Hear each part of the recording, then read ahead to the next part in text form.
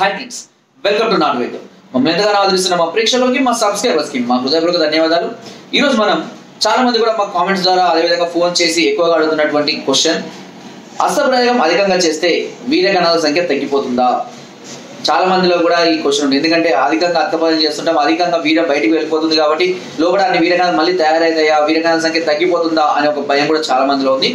అయితే అస్త్రప్రయోగం అనేది ఒక బ్యాడ్ హ్యాబిట్ కాదు, ఒక గుడ్ హ్యాబిట్ కాదు. ఓకేనా? రెండింటిని అంటే ఏదైనా సరే ఒక లిమిట్ లో ఉంచుకున్నంత వరకు అది గుడ్ అవుతుంది. ఆ లిమిట్ దాటి ఎక్కువగా చేస్తే అది బ్యాడ్ హ్యాబిట్ అవుతుంది. ఈ విషయాన్ని మాత్రం గుర్తుపెట్టుకోండి. ఇకపోతే వీర్యకణాల సంఖ్య తగ్గడానికి అస్త్రప్రయోగానికి ఎలాంటి సంబంధము లేదు. అంతేకాదు, అస్త్రప్రయోగం చేసుకోవడం వల్ల వీర్యకణాల సంఖ్య ఇంకా వృద్ధి చెందుతుంది. ఈ హార్మోన్స్ డెవలప్మెంట్ అనేది ఎక్కువగా జరుగుతుంది. బాడీ కూడా మంచి ఇమ్యూనిటీ అనేది పెరగడం జరుగుతుంది. ఒక మంచి పటుత్వాన్ని కూడా బాడీ సాధించడం జరుగుతుంది. అయితే అది ఎంతవరకు అని అంటే మనము మన లిమిట్ లో ఉండి దానికి ఇబ్బంది కలగకుండా ఎప్పుడన్నా ఒకసారి అస్త్రప్రయోగం చేసుకోవడం వల్ల ఈ సమస్యలు అనేది రావు. ఓకేనా? ఈ అస్త్రప్రయోగం చేసి చేతి గట్టిదనంతో చేయడం వల్ల కొంత నరాలకు ఇబ్బంది కలిగే అవకాశం ఉన్నప్పటికీ ఇది ఇంటర్నల్ గా జనరేట్ అయ్యేటువంటి ఈ స్పర్మ్ కౌంట్ని తగ్గించేటువంటి లక్షణాలు మాత్రం ఈ అస్త్రప్రయోగానికి లేవు. సో మీరు అస్త్రప్రయోగం చేసేటప్పుడు కౌంట్ తగ్గుద్దన్న విషయం అయితే మీరు పట్టించుకోవాల్సిన అవసరం లేదు. ఒకవేళ చాలా మంది అంటారు అస్త్రప్రయోగం చేసినప్పుడు మాకు వీర్యం అనేది పలచగా వస్తుంది, నీళ్ళలాగా వస్తుంది, ఈ నీళ్ళలాగా రావడం వల్ల మాకు భయంగా ఉంది, అసలు వీర్యకణాల సంఖ్య ఉందా లేదా అని. అంటే అలాంటి సందర్భాల్లో మీరు సిమన్ టెస్ట్ చేయించుకోండి. సిమన్ టెస్ట్ చేయించుకుంటే వీర్యకణాల సంఖ్య ఎంత ఉంది అనేది తెలుస్తుంది. అంటే కొన్ని సందర్భాల్లో వీర్యకణాలు అధికంగా ఉన్నప్పటికీ శరీరంలో అధిక వేడి వల్ల కానీ మరే ఇతర కారణాల వల్ల కానీ కొంత నీరులాగా కొన్ని సందర్భాల్లో వచ్చే అవకాశం ఉంది. కొన్నిసార్లు దానికి అదే సెట్ అవ్వచ్చు, లేదా మందులు కూడా వాడుకునే అవకాశం కూడా ఉంటుంది.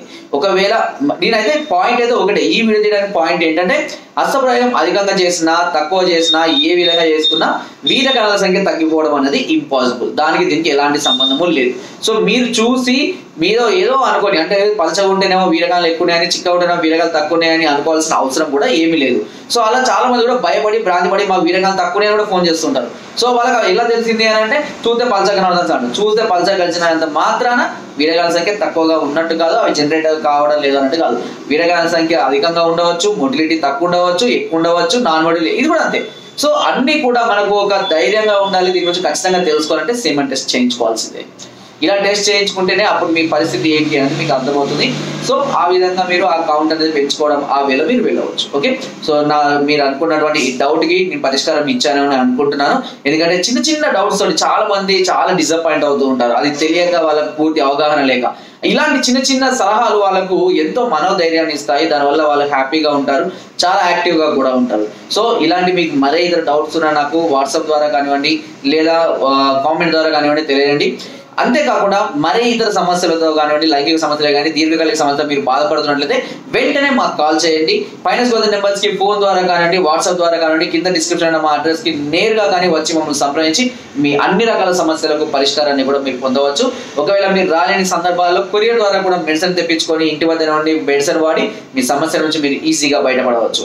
సో ఫ్రెండ్స్, నా వీడియో కనుక మీకు నచ్చినట్లయితే ఒక లైక్, ఒక షేర్ చేయండి. మరిన్ని వీడియోస్ కోసం సబ్స్క్రైబ్ చేయడం మాత్రం మర్చిపోకండి.